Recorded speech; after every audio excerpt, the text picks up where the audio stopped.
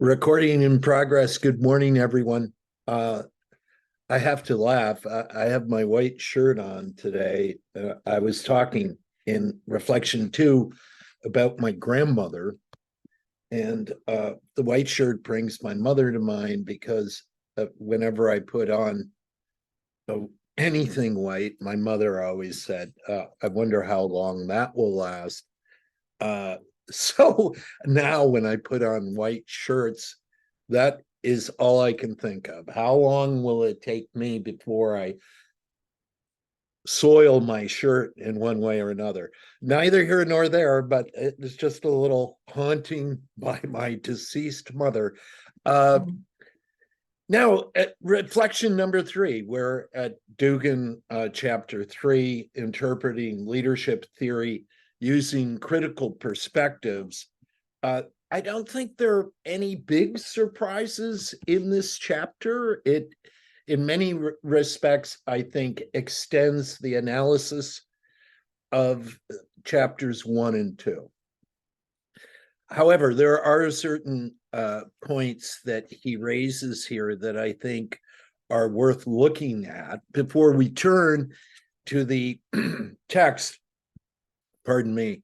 I'd like to say a word about critical social theory. Why? Because in reflection 2, when I touched on it, I think I was pretty superficial. And I think that the reason for that was I knew this was coming in chapter 3, because chapter 3 goes into the question of critical social theory in greater detail, in greater depth. So I held the topic in reflection 2. I want to add 2 reflections, I think, on the subject of critical social theory. One is just a historical note. Critical social theory, it can be argued, is an ambivalent term. It has 2 senses. The first of which is a narrow sense. It refers to the Frankfurt School, Frankfurt in Germany. There were a group of scholars who came together to form the Institute. I believe it was called the Institute for Social Research in Frankfurt. These were German scholars, many of them inspired by the work of Marx, and the Institute itself, I believe, considered itself a Marxist collectivity.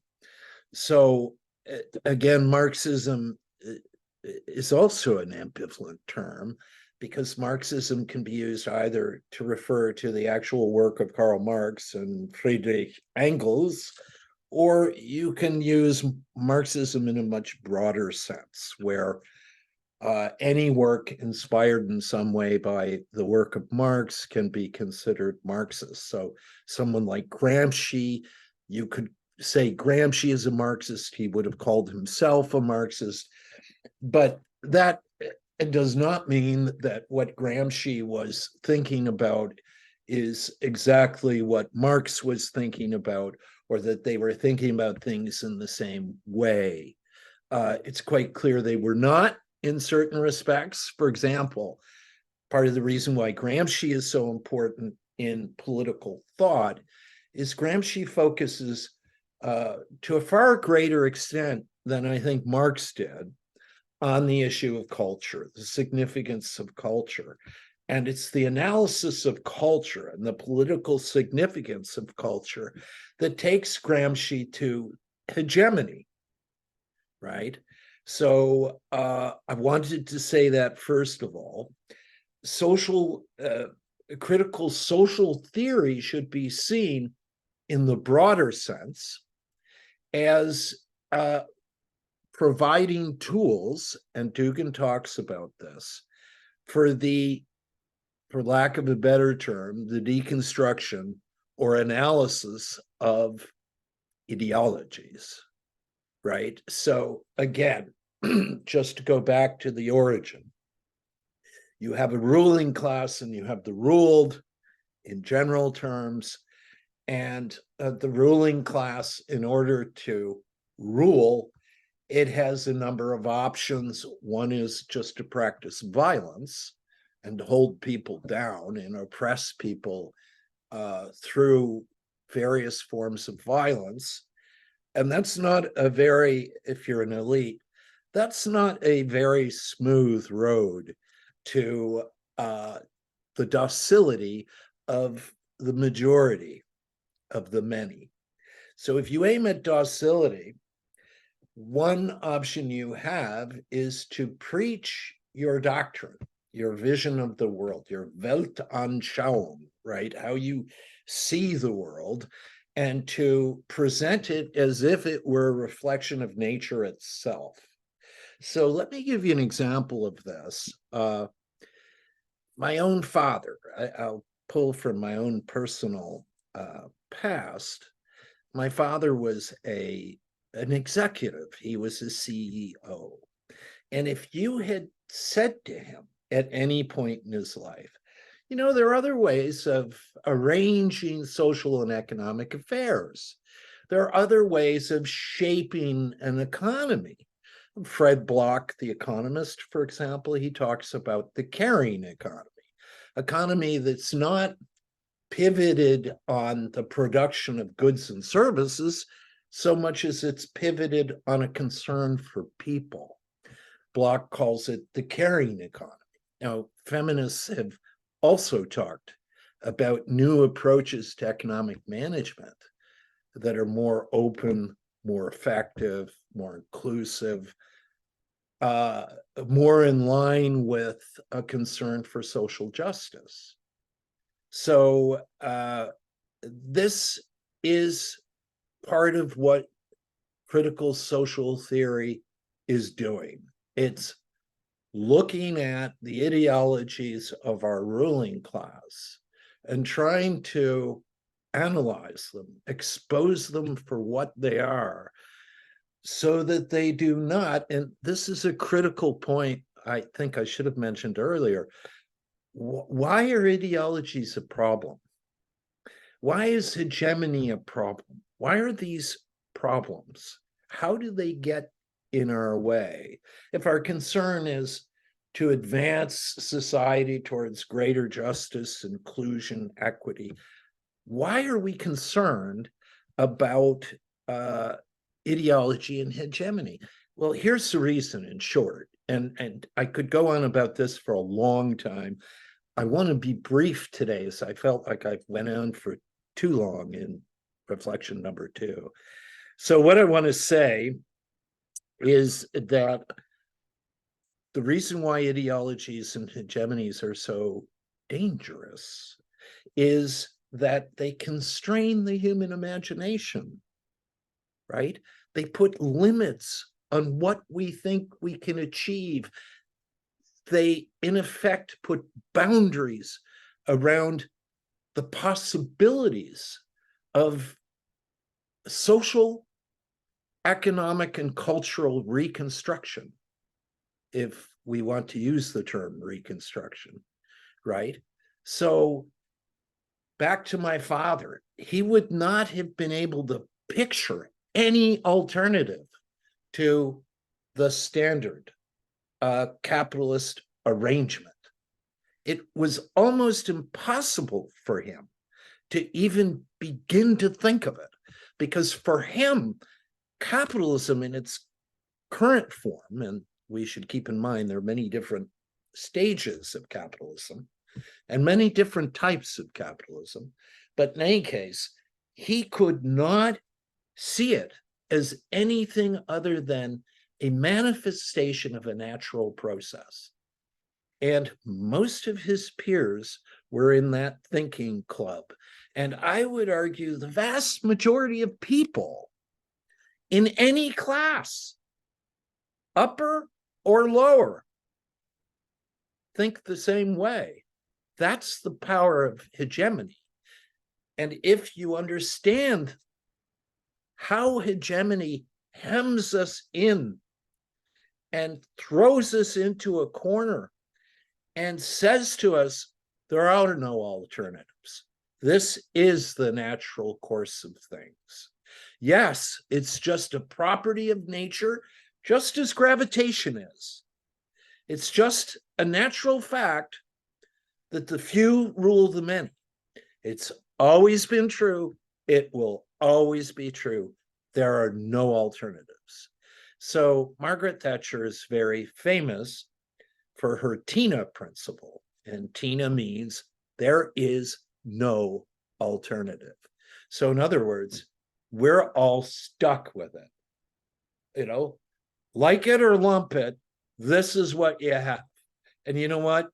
Don't bother going out into the streets and becoming an activist or rocking the boat or doing what Dugan calls, upsetting, what does he call it? Normativity, rocking the boat.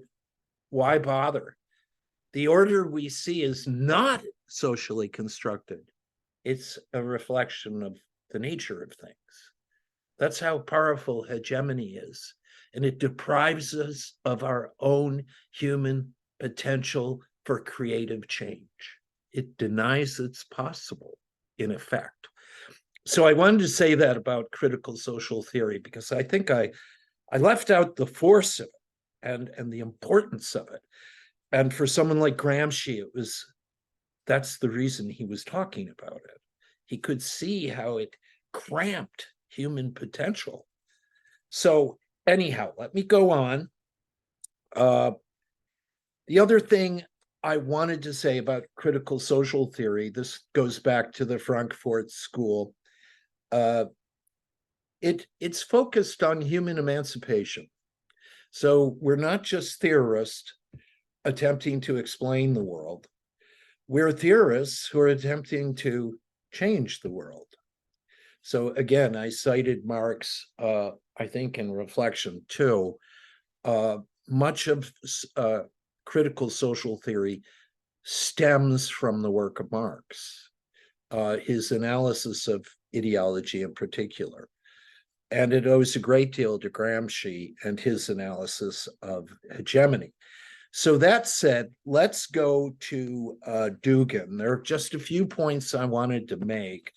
Again, I thought most of the chapter was more or less not a recapitulation of chapters 1 and 2, but a further elaboration of the themes in 1 and 2. An example of that, by the way, is his entire discussion near the end of chapter 3 about, I'm just thinking of what he calls it, implicit leadership theory. What he says in that 4 or 5 page section has been said before under Stocks of Knowledge. He does elaborate somewhat, and there's a little more detail, pardon me, but it's more or less the same set of ideas. He talks there about prototypes, and prototypes are, again, notions we carry around in our heads, often without being aware of it. That's a very important point. Many of these ideas that we carry in our heads, and that serve to guide our action in the real world, we're not aware of. So part of what we do in critical social theory is we dig them out of the soil of consciousness, if I can put it that way, right? We go into the soil and we dig these things out because they're hidden underneath consciousness, right? There should be no surprise there. I know it sounds strange to say that these ideas operate underneath consciousness at a subconscious level. It might sound like a mysterious idea, but in fact, I think since Freud and Nietzsche, we understand that consciousness is in a sense the tip of the iceberg. There's a lot underneath. We don't understand very well the relationship of the two, despite all the theorizing. It seems to me that's a private opinion. But in any case, it's clear that, and we all know this, right? It's clear that we can have ideas that are quite influential in our doings or undoings, and we're not even aware of them. So a lot of what is called critical social theory is a form of critique, where critique is looking to expose, for example, presuppositions behind a theory that might not be clear, that might be hidden, that might be implied, but have never been made explicit. So those are the, I think, the objectives of critical social theory. If you have an interest, go look up the Frankfurt School and you'll find references to people like Horkheimer, Marcuse, and others. There are even current representatives of the school. Alex Honneth is a current example. Rainer Forst is another. These are thinkers who are working in this tradition now. So it's still a vibrant theoretical tradition. So that said, let me go on to this section on the formal evolution of leadership theory. I'm glad when Dugin started talking about it, he has that table 3.1, which lists all of these different types of leadership theories, and he orders it in a new way. And his ordering is far more sensible than what you see on page 60 under 3.1. So 3.1 is the list before Dugin orders it in a new way. He clusters it, and I won't go into that. It's just a different way of shuffling the deck, but it makes greater sense in the sense that what is clustered, you can see a logic in the cluster that justifies why items have been placed inside it. Whereas in the list on page 60, you just have a kind of disordered cluster.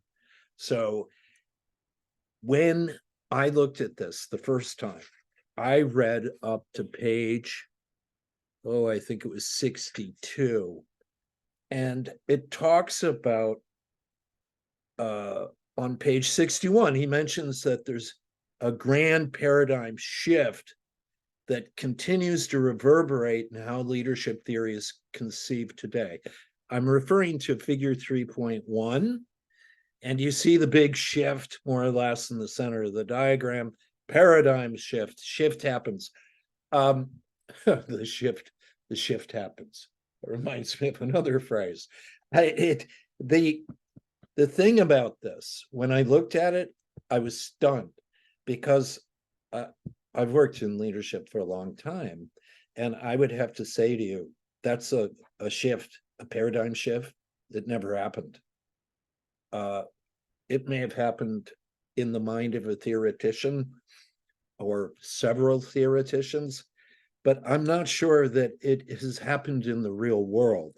And I find that as you read the chapter, you will discover that Dugin, although he says there's this paradigm shift, and he gives it a date, and please take a look at the date. Let me see whether I can see it with my glasses on. 1978. That strikes me as quite arbitrary, to be honest, but in any case, not a big deal. He's just trying to advance in ordering so that he can make better sense of these theories, how they've emerged, how they've responded to each other, and so on. So back to the paradigm shift, that takes us to Kuhn again. And I promised I would not go on about Kuhn. Kuhn is someone I can talk about for a while, but I'd rather not, because we would go into the weeds. So let me say this about a paradigm shift. What you need to understand about a paradigm shift is a paradigm shift for Kuhn is a transformation. And it is in this sense.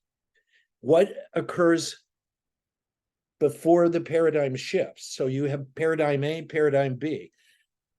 What you have in paradigm A is completely different from what you have in paradigm B.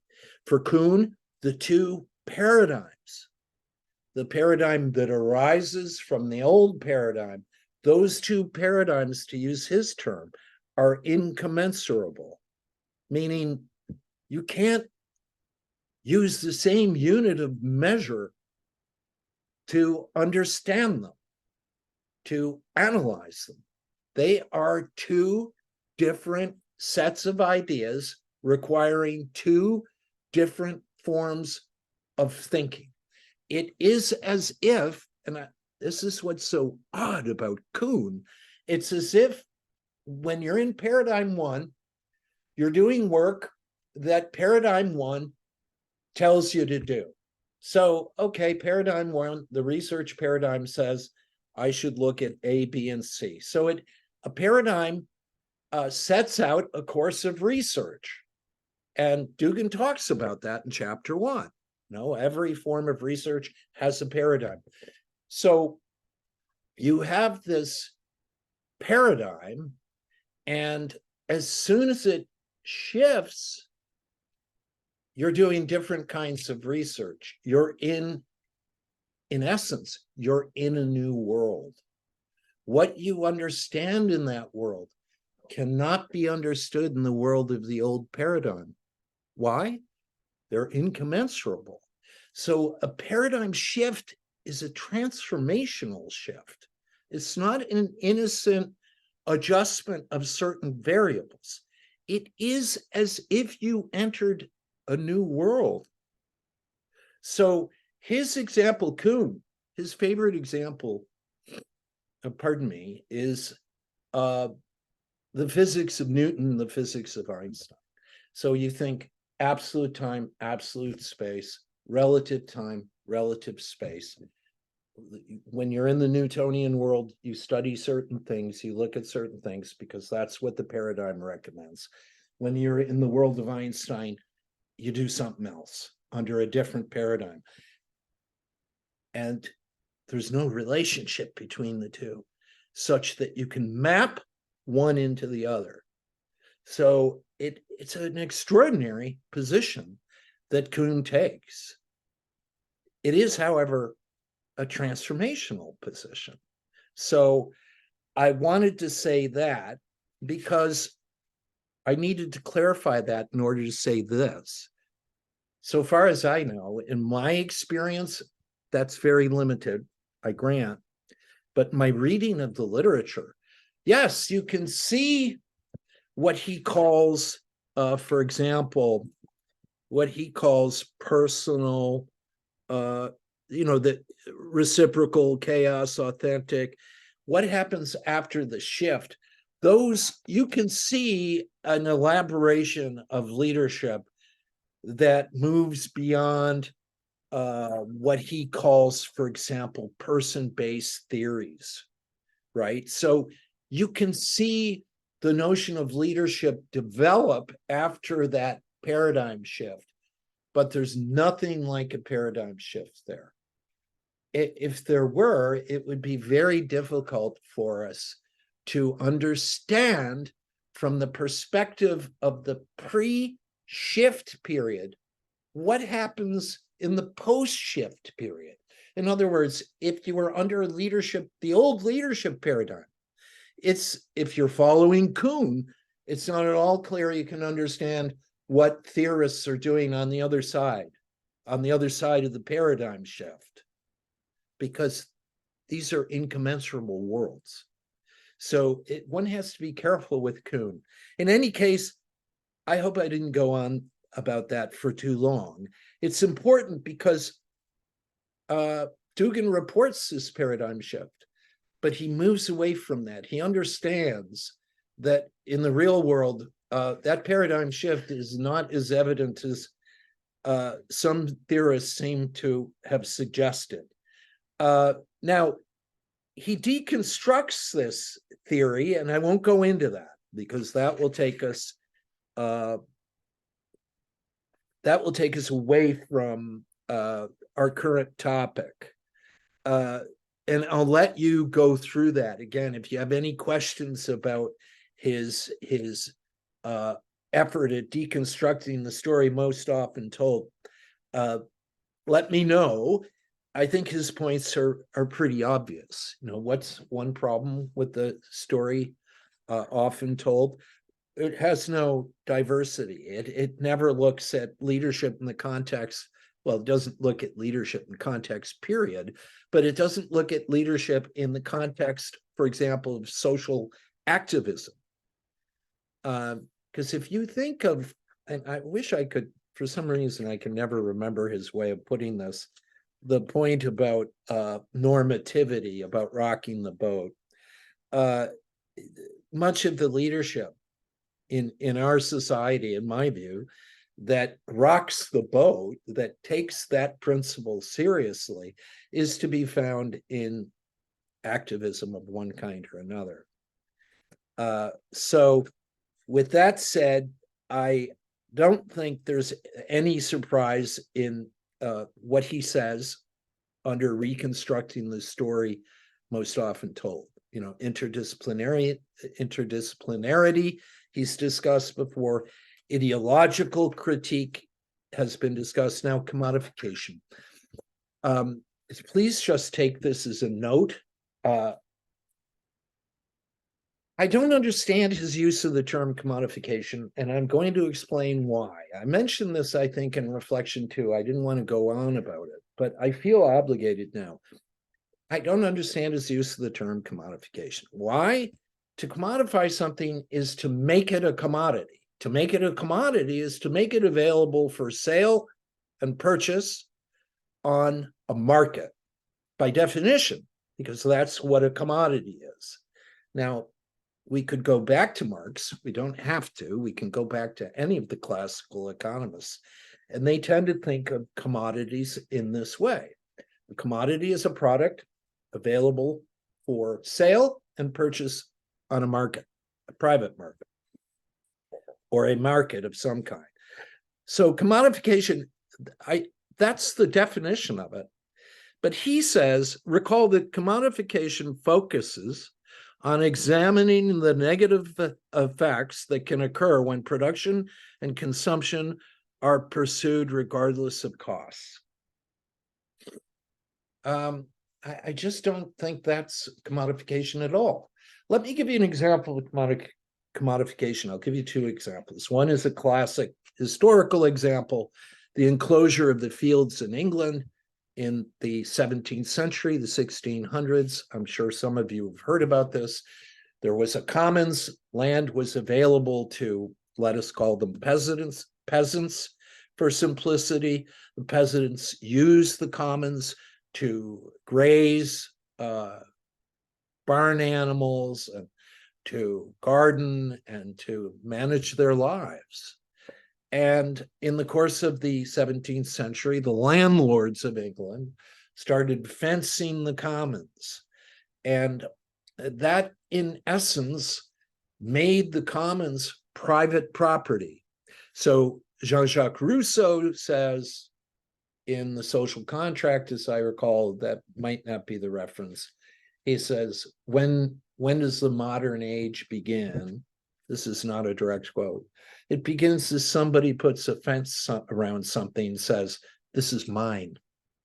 So what you have then in England at the time, and this is just as the Industrial Revolution is beginning to take flight, what you have is a peasant community that relied on the commons. The commons were removed, and these people lost their livelihoods, their ability to survive, in essence.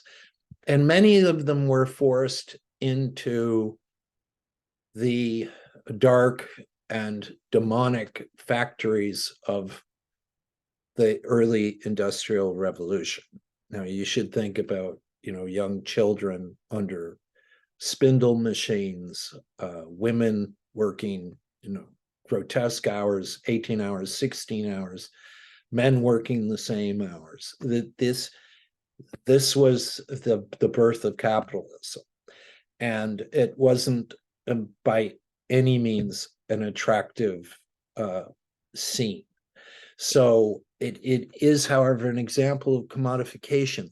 Land was held in common. Land became a commodity. I'm a landlord. I put a fence around it. Guess what? It's not only mine, it's private property. So I can take it, package it, and sell it. Right? I can also buy it. So land becomes, the commons becomes private property. That is the commodification of property. Let me give you one last example. Think of air. Well, we need to breathe air. There's oxygen in it, and we need it. Already in the world, there are places in which you buy air. And I suspect unless we transform our approach to modern life, we can already see people buying water. We will be buying air. Air will become commodified. So once it's commodified, you can put it on a market for purchase or sale. So I think that's what commodification is. And one of the problems with modern capitalism is that it seeks to commodify everything. So let's take an example like education. If you live in Germany, education is free. If you live in the United States, it is a commodity, right?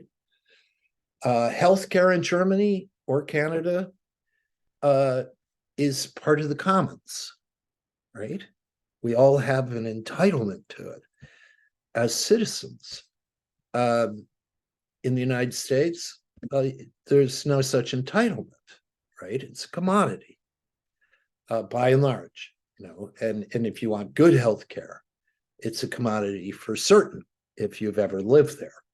So that's what commodification is. So when he says it's about the negative effects that can occur when production and consumption are pursued regardless of costs, I don't think that's commodification.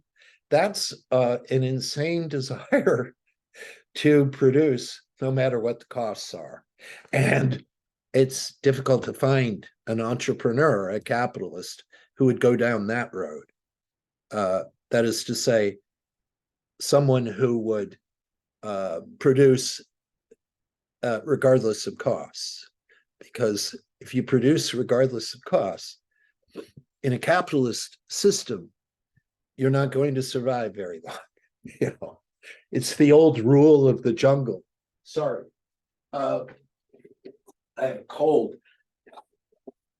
So much for commodification. I just wanted to correct that a bit. Flow of power, you've seen all of these ideas before. Willful blindness, you've seen that idea before. So this, again, is all by way of saying that, I hope I'm not going over time, by way of saying that much of this is brought back into chapter 3 from chapters 1 and 2. I wanted to say here, I thought he made a good point.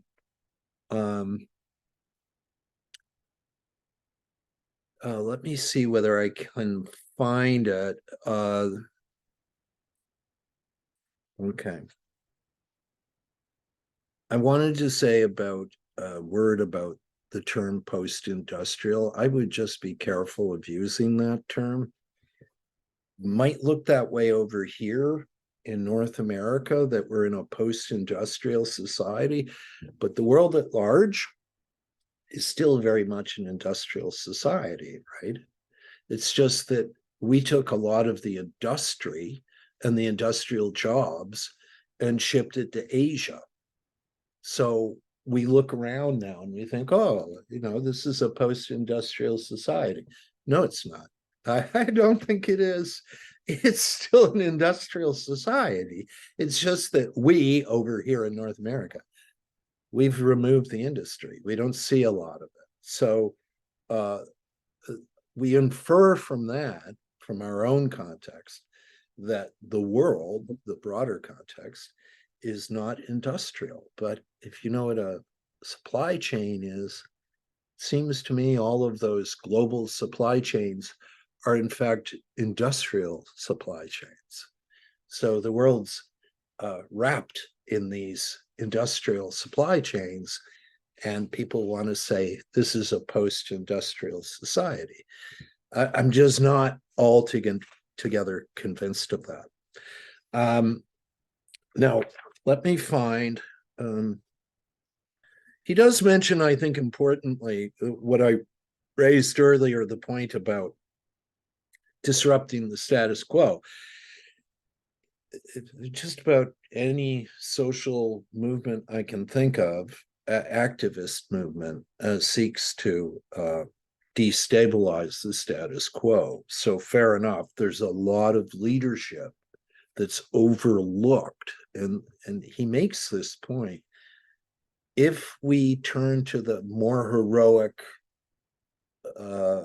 conceptions of leadership, right, especially the conceptions of leadership that turn to corporate CEOs. Corporate CEOs display leadership. I'm not trying to suggest otherwise, but they have a glorified role in our society as leaders, right? We're always looking up to, well, the elite are looking up to, the Bezos and what is his name? The other one, the Tesla character. They're often taken as these paragons of leadership for reasons that often leave me speechless. So let me see where I am here. His reconstruction of, let me just point that out. This is on page 69. It's figure 3.3. This is his clustering. And to me, yes, it brings greater sense to the whole. It connects the different clusters in a more logical fashion. And I think it adds some clarity. He talks about in figure 3.4, people, purpose, and process. It's interesting that he uses that because that's a classic model of the change process. When people think about change, even transformational change, it's customary for people to say people, purpose, process, right? So if you go into a change management meeting, you'll hear those terms. People use them all of the time. Now, table 3.2, I wanted to talk about it. It's his reconstructed leadership theory clusters. I would encourage you to take a look, because if I'm not mistaken, those are the clusters that represent the succeeding chapters of the book. So you get a bit of a taste of the whole. Now, the implicit leadership theory, I'm going to say yet again that I feel it is the stocks of knowledge from chapter 2 all over again. The prototypes are a refinement, kind of theoretical refinement, and perhaps a helpful one. He talks about social stratification. We've seen that before. So in that sense, I don't think this text is difficult. Now, that said, it may be new to you, whatever. If you have any questions, fire away. Send me an email. Do whatever you need to do. But get to me and ask me, do I have the answer? Let me be clear. No. But we can work it out. We can figure it out. So we can figure anything out, to be honest. So let's, well, just about anything. I wanted to look for this, and I'm so sorry. I thought I put a star. Oh, Well, I said that he backtracks from the suggestion that there's this big paradigm shift. Here it is. If this is the case, then it calls into question the veracity. Veracity is the truthfulness, the veracity of the purported paradigm shift in leadership theory. A purported leadership paradigm shift in leadership. Purported means supposed. So it's very different from saying the established paradigm shift or the confirmed paradigm shift. It's the purported paradigm. In other words, we think it happened. I think the thinking happened. You can see clear evidence of that at a certain point, leadership theory did in fact expand and was broadened by, for example, looking at the relationship to people, or simply the whole domain of relationships within leadership theory. So leadership theory does take on an expanded role after a certain period of time. It's very difficult to give it a specific date, of course, but I think you could say in the late 80s or so, you could begin to see this flowering of an expanded notion of leadership. My point is, I don't want to talk about Kuhn, but you don't want to use Kuhn here because it's not an expanded leadership notion if it's a paradigm. It's a completely different leadership notion. And it's so different that you can't understand it from the perspective of the old leadership notions. And I don't think any of that is true, by the way. In other words, you can look at the more recent leadership theories and look backwards at the old leadership theories and understand them. And in fact, if you didn't understand them, I'm not sure you could understand where you are now. So, and I don't want to go into Kuhn. Kuhn has that problem, right? Once you say these things are incommensurable, you're in a little bit of trouble because then you have to explain how one can understand the other. Do we want to say that? I mean, think about it. Do you want to say that Einstein had no understanding of what Newton was up to? I'm not even sure it works the other way, right? I mean, Einstein came later. There was a lot more science in between Newton and Einstein. But my guess is if you gave Newton a few books, he would be able to understand what Einstein's doing. He would understand it. So there's something strange about Kuhn. And I find in the social sciences, in particular in this kind of literature, they bring up Kuhn all of the time, paradigm shifts. But because they don't, I'm not convinced they always know what they're saying. They sometimes say very odd things. So anyhow, I'll let Kuhn go. I hope I haven't spent too much time on needless considerations. I'm just about done. Deconstruction of ILT. Again, I think that's just more of the same, to be honest. I have a note to myself here. Oh, he says that he's reconstructing ILT. To be honest, I don't know what that means. I think what he's doing is he's extending it. He's expanding the scope of ILT. Oh, by the way, his phrase is disrupting normativity. I need to get that down. And in fact, he says disrupting normativity involves identifying, examining, and redressing the ways in which hegemonic norms creep into theory. Fine.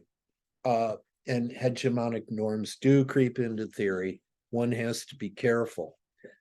So good enough. But when he talks about reconstructing ILT, I'm not sure I understand what he's saying. And I'm just going to give you a brief explanation of why. And if you can help me understand this, please do. it's the stock of knowledge. It's the implicit knowledge we carry around. How do you reconstruct that? Given that much of it stems from prototypes, stereotypes, ideas that are outside of us. I don't know how to say this, but we don't create our own ideas. They come into us, we absorb them. We're creatures within a social world. We're surrounded by ideas. They move in and out of our heads all of the time. So the idea that we sit around with this private stock of ideas that we can reconstruct on our own is a little bit strange, because the reconstruction should happen, if I understand the theory, it should happen outside of our heads.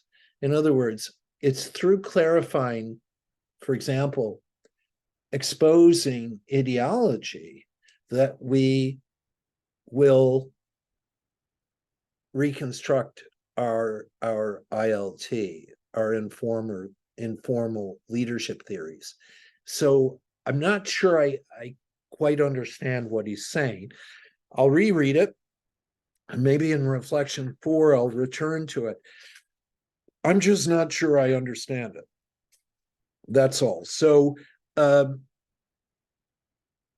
he has strengths and weaknesses of implicit leadership theory. I'm not sure these. I'm just not happy with the terminology. Implicit leadership theories. I'm not sure we carry around theories in our heads, implicit or otherwise. A theory is a little bit more than just an idea. But I'll let that go. Let's just agree to call them informal leadership theories.